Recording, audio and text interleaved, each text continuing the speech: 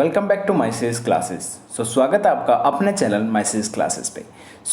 Today is 28 August और 28 अगस्त तक के जितने भी इंपॉर्टेंट करंट अफेयर्स बनते हैं हम डिस्कस करेंगे इस वीडियो में। स्टार्ट करते हैं।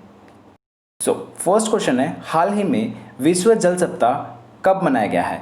तो हाल ही में विश्व जल सप्ताह 24 से 28 अगस्त तक के बीच में मनाया गया है। वैसे विश्व जल सप्ताह पहले 23 से 28 अगस्त तक के बीच में स्वीडन में मनाया जाने वाला था, लेकिन अब 24 से 28 अगस्त में मनाया जा रहा है। विश्व जल सप्ताह की इस बार की थीम है, देखिए 23वें संस्करण था और इसकी थीम है जल और जलवायु परिवर्तन त्वरित कार्रवाई पर ध्यान केंद्रित करने की उम्मीद करती है। ठीक है, आगे बढ़ते हैं। ये क्वेश्चन इंपॉर्टेंट डेज वाला है, तो आपको जितने भी इंपॉर्टेंट डेज याद आते हैं अभी तक के, इस मंथ के, अगस्त मंथ के, तो आप उसे कमेंट बॉक्स में कमेंट करके ज़रूर बताइएगा। जितने भी नहीं आते तो जितने डेज लिखे हुए हैं 27 अगस्त, 25 अगस्त और 23 अगस्त को कौन से डे मनाए जाते हैं वो तो कमेंट करके ज़रूर बताइएगा। ठीक है, आगे बढ़ते हैं। देखिए एक डेट है 27 अगस्त 2020 ऑप्शन में हमारे, हम उसको डिस्कस कर लेते हैं। देखिए NDC-TIA के भारत घटक का शुभारंभ क्या है ये देखिए, हुआ क्या है, नीति आयोग ने 27 अगस्त 2020 को nationally determined contributions NDC transport initiative for Asia TIA के भारत घटक का आभासी रूप से शुभारंभ किया है। इस कार्यक्रम ने आगामी वर्ष के लिए योजनाबद्ध गतिविधियों के बारे में भारत में परिवहन, ऊर्जा, जलवायु हितधारकों को सूचित किया है। यह भारत में परिवहन के डीकार्बनाइजिंग के लिए एक बहुहितधारक संवाद मंच स्थापित करने पर ध्यान केंद्रित करेगा। तो आपको समझ में आ गया बेसिकली ये नीति आयोग से थी ये न्यूज़। तो आगे बढ़ते हैं।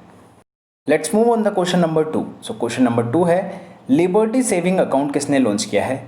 तो हाल ही में एक्सिस बैंक ने लिबर्टी सेविंग अकाउंट लॉन्च किया है। आइए डिटेल में इसके बारे में बात करते हैं। देखिए एक्सिस ने लिबर्टी सेविंग अकाउंट लॉन्च किया है। एक्सिस बैंक ने एक नया बचत खाता लॉन्च किया है जिसे एक्सिस लिबर्टी सेविंग अकाउंट कहा जाएगा और इसका मुख्य केंद्र सहस्त्राब्दी ग्राहक रहेंगे। ठीक है, यह ग्राहकों को प्रति माह 25,000 का न्यूनतम बैलेंस बनाए रखने या बैंक डेबिट कार्ड का उपयोग करके हर महीने समान राशि खर्च करने का विकल्प प्रदान करता है। यह 20,000 का बीमा कवर भी प्रदान करता है जिसमें कोविड-19 से संबंधित अस्पताल में भर्ती होने के लिए खर्च शामिल है। ये न्यूज़ थी एक्सिस बैंक से। जैसे कि आप सभी को पता है कि हमारे जो ऑप्शंस होते हैं वो भी करंट अफेयर्स की न्यूज़ से होते हैं। तो हाल ही में हमने डिस्कस करा एक्सिस बैंक को, अब हम डिस्कस करेंगे CCI, NHAI और FM, ये सब क्या है और ये सब करंट अफेयर्स की न्यूज़ में कैसे हैं। आइए सबसे पहले हम देखते हैं CCI को, भारतीय प्रतिस्पर्धा आयोग को। लाइटस्टोन फंड ऐसे द्वारा अधिग्रहण को मंजूरी। क्या है ये न्यूज़ देखिए, भारतीय प्रतिस्पर्धा आयोग ने लाइटस्टोन ग्लोबल फंड LGT, जिसकी फुल फॉर्म है लाइटस्टोन ग्लोबल फंड के लिए और उसकी ओर से लाइटस्टोन फंड ऐसे द्वारा 6 इक्विटी स्टेक को बदले 91 streets media technology private limited, ascent health and wellness solutions private limited आदि के अधिग्रहण को मंजूरी दे दी है। ठीक है, लाइटस्टोन फंड ऐसे को एक आरक्षित वैकल्पिक निवेश निधि के रूप में संरचित किया गया है और इसे एक अम्ब्रेला निधि संरचना के रूप में स्थापित किया गया था।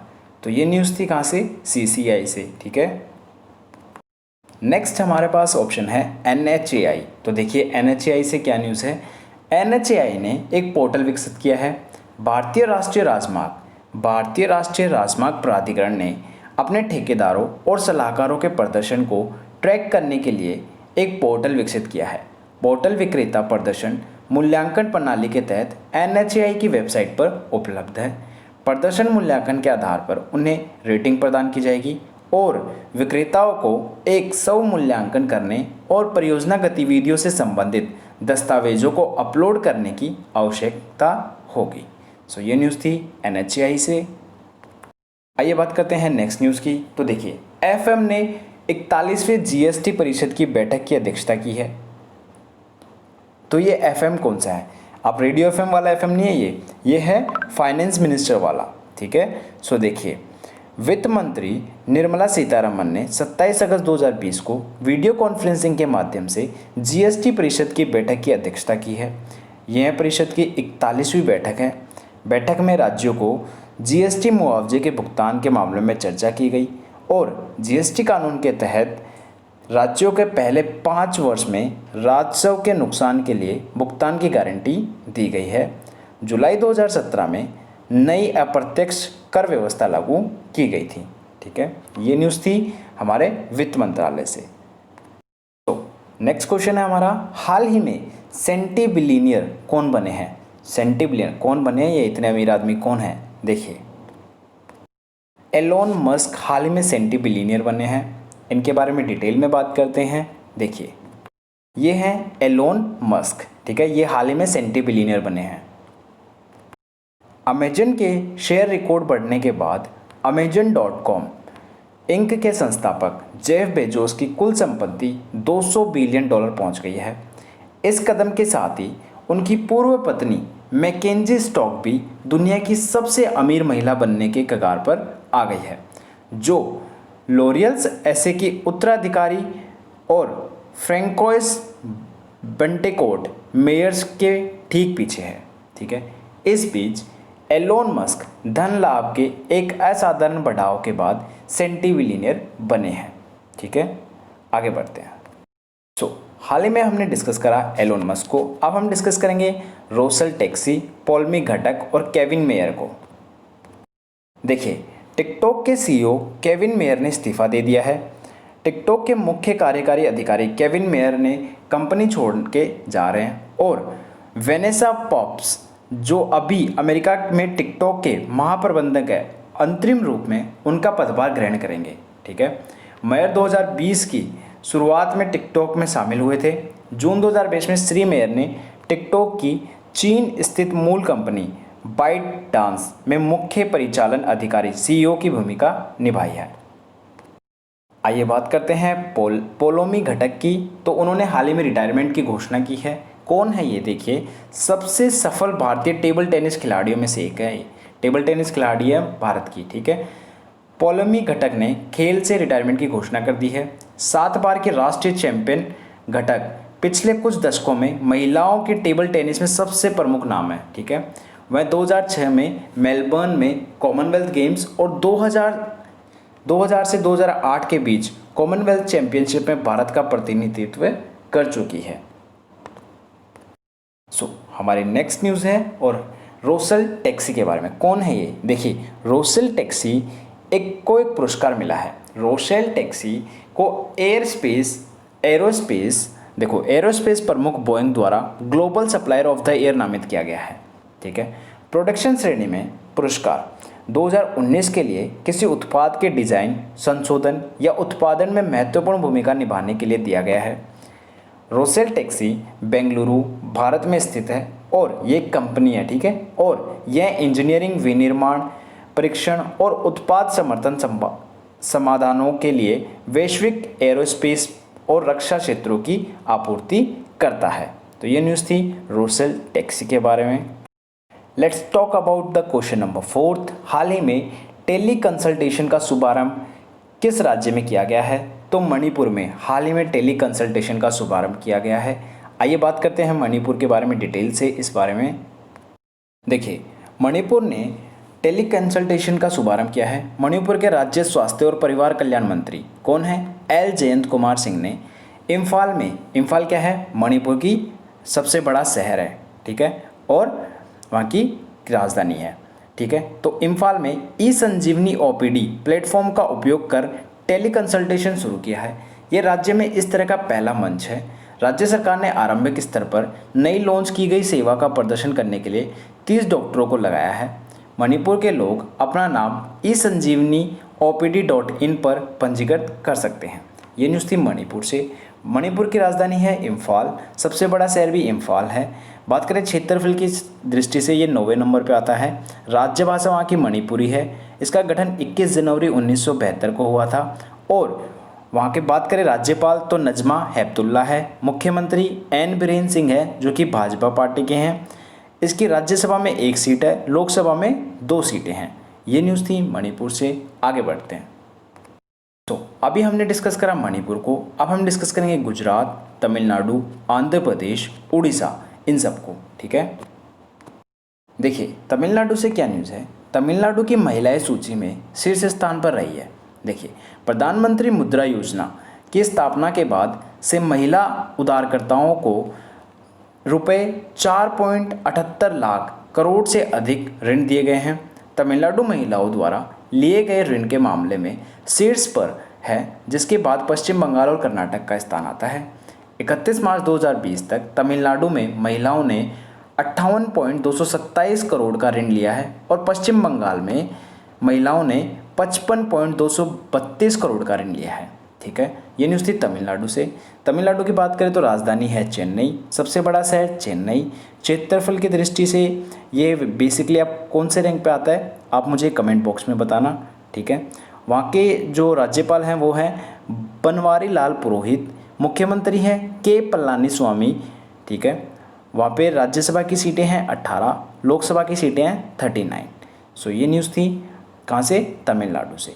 बात करें वहाँ का उच्च न्यायालय कौन सा लगता है, तो मद्रास उच्च न्यायालय लगता है। ठीक है, सो आप मुझे कमेंट बॉक्स में कमेंट करके बताओगे कि वहाँ क्षेत्रफल की दृष्टि से और जनसंख्या की दृष्टि से कौन से नंबर पे आता है। ठीक है, हमारे नेक्स्ट ऑप्शन में है गुजरात। तो देखिए गुजरात से क्या न्यूज़ है। गुजरात नीति आयोग ने इंडेक्स में सबसे ऊपर रहा है। किसमें, नीति आयोग के एक इंडेक्स में। क्या है वो इंडेक्स, देखिए गुजरात ने नीति आयोग की एक्सपोर्ट प्रीपेडेंस इंडेक्स में टॉप किया है और महाराष्ट्र और तमिलनाडु क्रमश दूसरे और तीसरे स्थान पर हैं।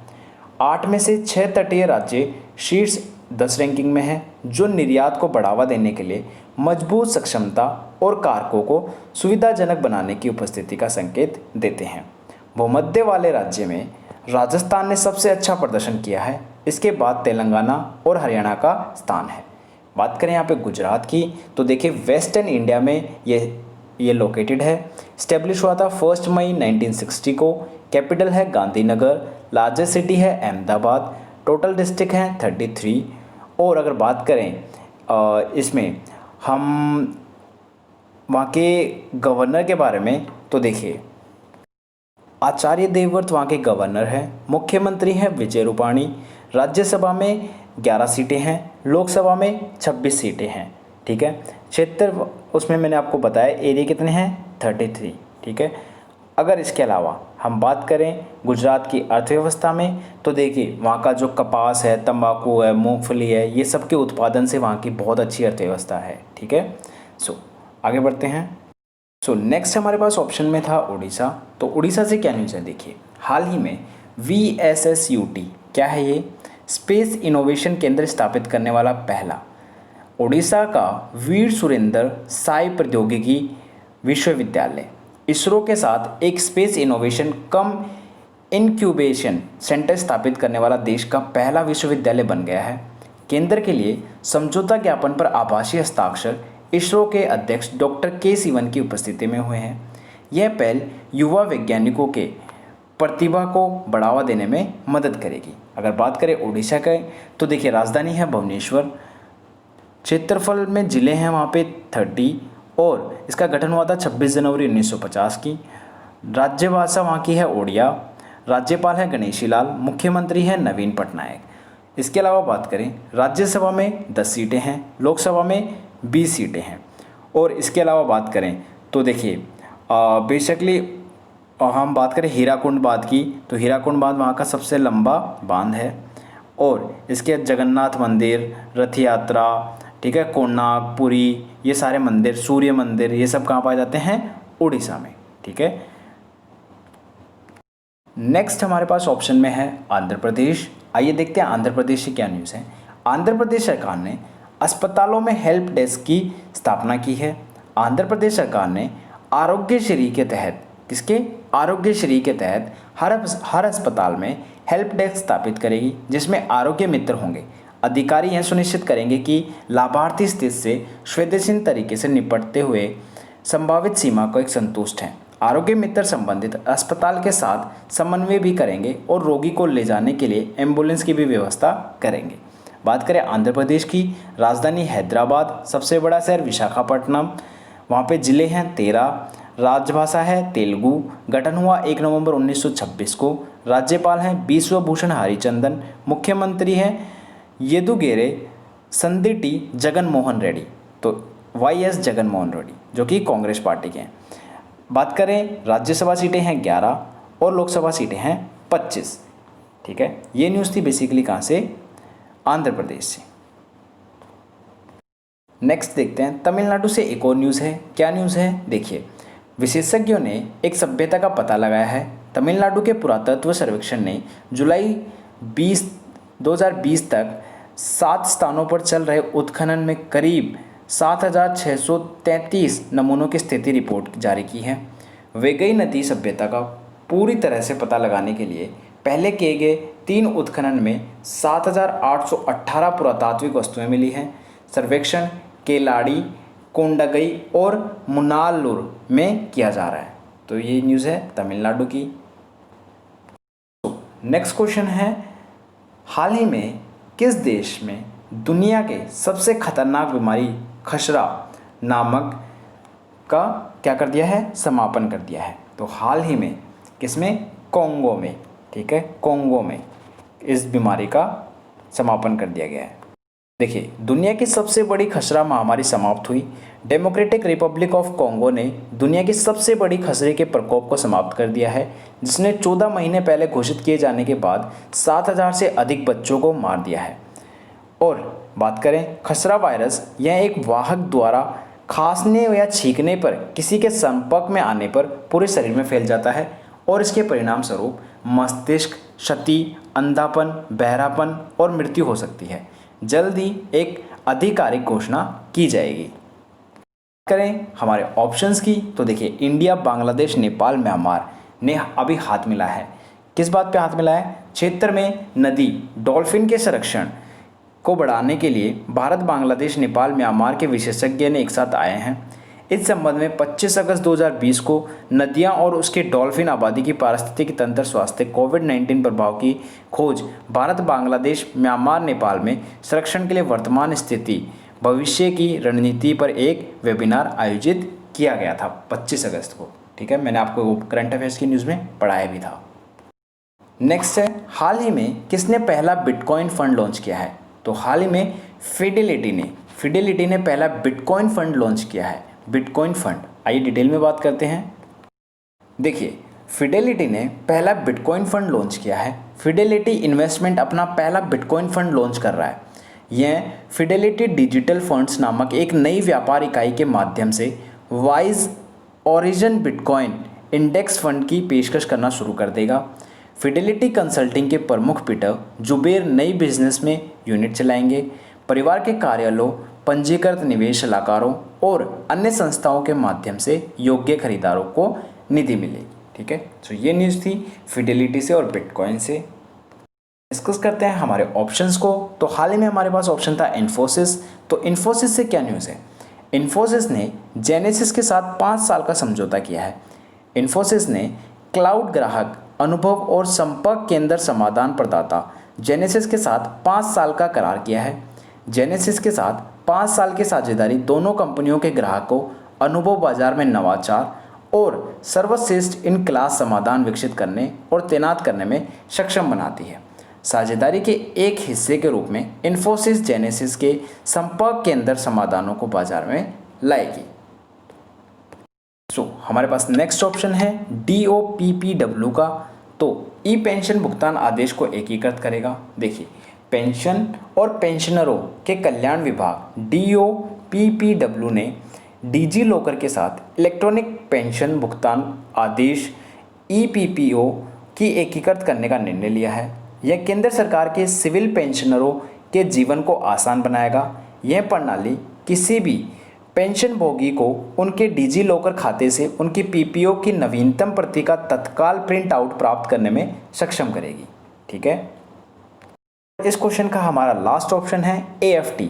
AFT क्या है, देखिए AFT के अध्यक्ष ने आभासी हियरिंग का उद्घाटन किया है।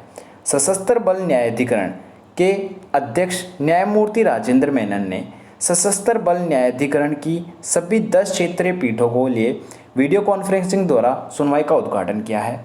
इस प्रावधान के साथ सशस्त्र बलों के कर्मियों को एक बड़ी राहत मिली है, जिनके आवेदन न्याय का इंतजार कर रहे हैं। एएफटी की प्रिंसिपल बेंच एकमात्र अदालत है जो भौतिक सुनवाई कर रही है। ये न्यूज़ थी एएफटी से। नेक्स्ट क्वेश्चन है, हाल ही में संस्कृति मंत्रालय ने किसके 7 नए सर्किल खोले हैं? तो हाल ही में archaeological survey of India ASI के 7 नए सर्किल खोले गए हैं। आइए डिटेल में बात करते हैं। देखिए, संस्कृति मंत्रालय ने भारतीय पुरातत्व सर्वेक्षण ASI के 7 नए सर्किल की घोषणा की है।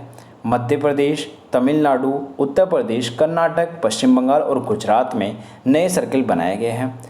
चित्री, हम्पी, रायगंज, राजकोट, जबलपुर, झांसी, मेरठ को नए सर्किल के रूप में घोषित किया गया है। इससे पहले देश भर में 29 ASI archaeological survey of India circle थी। ठीक है, सो ये न्यूज़ बहुत इंपॉर्टेंट है, इसको आप नोट्स जरूर बनाना। ठीक है, बात करें हमारे ऑप्शंस की। देखिए, ADB ने वैश्विक बेंचमार्क बॉन्ड जारी किया है। तो देखिए, एशियन डेवलपमेंट बैंक ने $3 बिलियन के 5 वर्षीय वैश्विक बॉन्ड के मूल्य निर्धारण के साथ अमेरिकी डॉलर बॉन्ड मार्केट में लौटा। इससे मिला धन ADB साधारण पूंजी संसाधनों का हिस्सा होगा। 5 साल के बॉन्ड में अर्ध वार्षिक देय के साथ प्रति वर्ष 0.375% का कूपन दर है। इसकी परिपक्वता तिथि 3 सितंबर 2025 तक है। नेक्स्ट ऑप्शन हमारे पास VPS हेल्थ केयर है, IPL की आधिकारिक परीक्षण एजेंसी। देखिए, BCCI ने इंडियन प्रीमियर लीग के 13वें संस्करण के लिए UAE आधारित स्वास्थ्य सेवा समूह VPS हेल्थ केयर को आधिकारिक परीक्षण एजेंसी नियुक्त किया है। VPS हेल्थ केयर टूर्नामेंट की पूरी अवधि के लिए सभी खिलाड़ियों, फ्रेंचाइजी के सहायक कर्मचारियों, BCCI कर्मचारियों के लिए कोविड-19 परीक्षण के लिए जिम्मेदार होगा। हमारा नेक्स्ट ऑप्शन है TVS ऑटोमोबाइल सॉल्यूशंस और गूगल के बीच करार। तो हाल ही में TVS ऑटोमोबाइल और गूगल के बीच एक करार हुआ है। तो क्या करार हुआ है? यह एक डिजिटल पारिस्थितिकी तंत्र का निर्माण करेगा जो असंगठित और खंडित ऑटो ऑफर मार्केट उद्योग में कई हितधारकों को जोड़ सकता है। TVS ASL ने इस प्लेटफॉर्म को विकसित करने के लिए गूगल क्लाउड पर अपने on premises data centre infrastructure और मौजूद सार्वजनिक क्लाउडेड परियोजना को जोड़ा है। तो नेक्स्ट क्वेश्चन है, हाल ही में नासा ने कितने एक्सोप्लैनेट की खोज की है? तो हाल ही में नासा ने 50 एक्सोप्लैनेट की खोज की है। देखिए, 50 नए एक्सोप्लैनेट की खोज एक नए मशीन लर्निंग एल्गोरिथम ने नासा के केपलर मिशन द्वारा एकत्र किए गए डेटा में 50 नए एक्सोप्लैनेट के अस्तित्व की पुष्टि की है। खगोलविदों ने पहली बार मशीन लर्निंग के आधार पर एक एल्गोरिथम का उपयोग किया है। वर्तमान में 4201 पुष्ट एक्सोप्लैनेट हैं। इसको वारविक विश्वविद्यालय और द एलन ट्यूरिंग इंस्टीट्यूट के शोधकर्ताओं द्वारा डिज़ाइन किया गया था। ये न्यूज़ थी नासा से। कुछ इंपॉर्टेंट वन लाइनर को डिस्कस कर लेते हैं। स्विमी क्लाउडेड सर्विसेज और ICI के बीच एक सहयोग हुआ है। स्विमी क्लाउडेड सर्विसेज और ICI बैंक ने 26 अगस्त 2020 को अपने पहले उद्योग सहयोग की घोषणा की है। वे भारत में लेन देन बैंकिंग API समाधान के साथ जुड़े क्लाउडेड आधारित उत्पादों को लॉन्च करेंगे और समाधान टीम के बीच संचार और कुशल सहयोग के लिए गूगल सूट सहित सॉफ्टवेयर SAS सर्विस अनुप्रयोग का एक सूट प्रदान करता है। नेक्स्ट न्यूज़ है, उत्तरी कमान उपकरण प्रदर्शन। उधमपुर में उत्तरी कमान मुख्यालय में उत्तरी कमान उपकरण प्रदर्शन 2020 को उद्घाटन किया गया। यह आयोजन रक्षा प्रौद्योगिकी में मेक इन इंडिया पहल को बढ़ावा देने के लिए आयोजित किया गया था, जिसने भारतीय रक्षा उद्योग के लिए सक्रिय भागीदारी देखी है। सुरक्षा बलों के सामने आने वाली जटिल चुनौतियों का सामना करने के लिए अत्याधुनिक तकनीकों और नवीन उत्पादों का प्रदर्शन करने के लिए इसका आयोजन किया गया है। हमारे पास ऑप्शन में क्रिशल था, लेकिन क्रिशल से हमने एक इम्पॉर्टेंट न्यूज़ मिस कर दी। देखिए, महामारी के कारण मनरेगा मजदूरों की औसत आय दुगनी होगी। क्रिशल की एक रिपोर्ट में कहा गया है कि वर्तमान में वित्त वर्ष के पहले 4 महीनों के दौरान जो मनरेगा मजदूर हैं उनकी औसत आय प्रतिमाह दुगनी होकर लगभग 1,000 रुपये हो गई है। इस वित्तीय वर्ष के अप्रैल जून में प्रतिदिन की मंजूरी 12% की वृद्धि देखी गई है।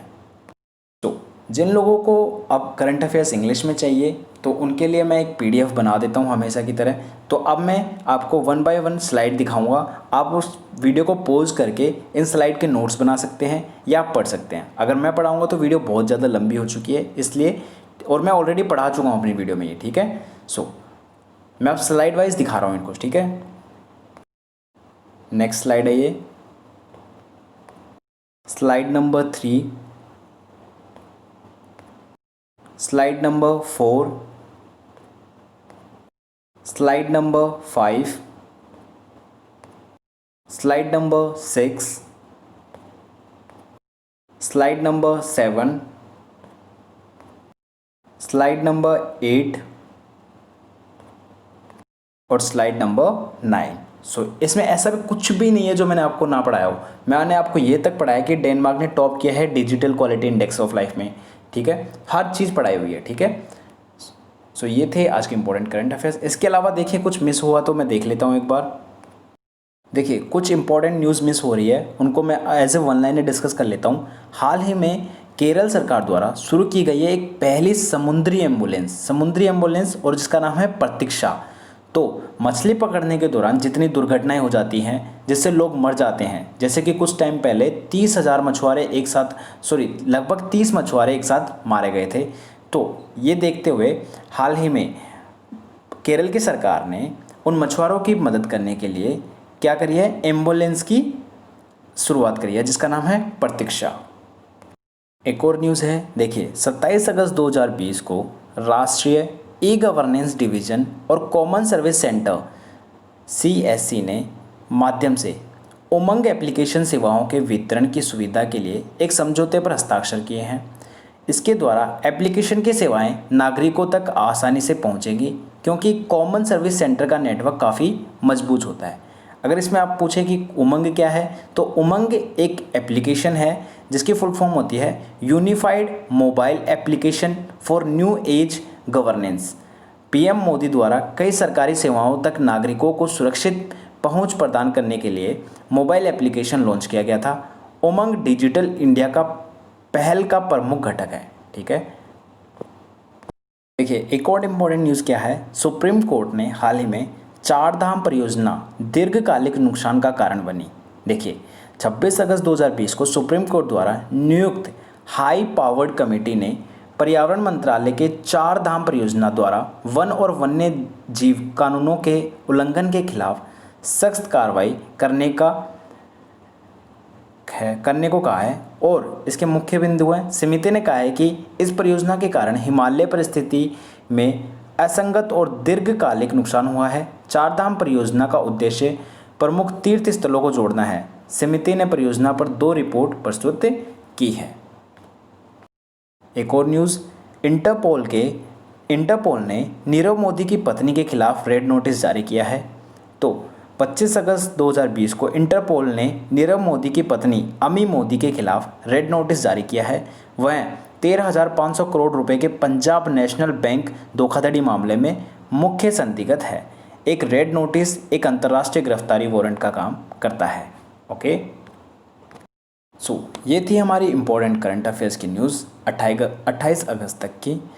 मैंने कोशिश करी है कि मैं आपको सारे करंट अफेयर्स डिस्कस कर सकूं। कोई भी करंट अफेयर्स ऐसा ना हो जो हमने डिस्कस ना किया हो अपनी वीडियो में, ठीक है।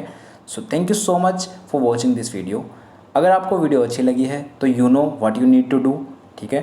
बोलने की ज़रूरत ना पड़े आपको बार बार, ठीक है। Thank you so much for watching this video. Have a nice day.